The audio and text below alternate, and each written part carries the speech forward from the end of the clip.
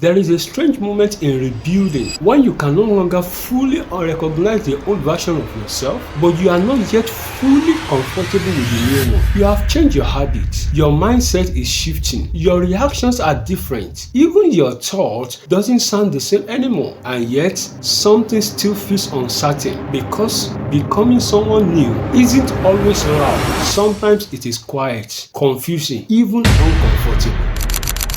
Few years ago, there was a man with foundation beneath him can build almost anything.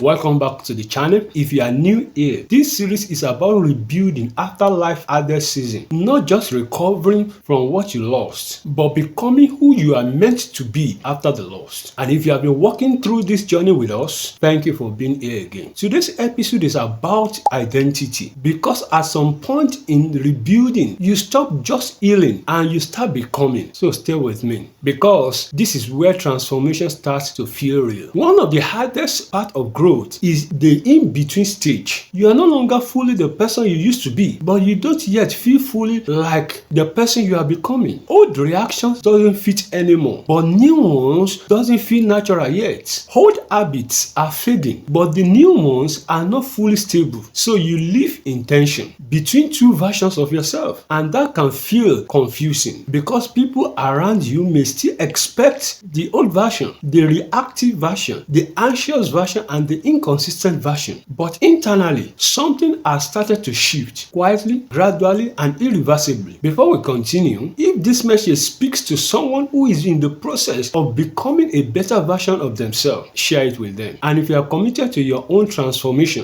subscribe and join us for the journey ahead. Here is something many people don't realize. Identity doesn't change in a single moment. It changes in pattern, in repetition, in small decisions made consistently over time. You don't wake up one day and suddenly become disciplined. You become disciplined by repeatedly choosing structure over chaos. You don't wake up confident. You become confident by keeping small promises to yourself again and again. You don't wake up emotionally stable. You become stable by learning how to respond differently in moments that used to control you. And slowly, without noticing it at first, the old version of you begins to lose influence. Not because it disappeared overnight, but because it stopped being reinforced. We'll be right back after a short break, and when we return, we'll talk about what it actually means when people around you start noticing you have changed.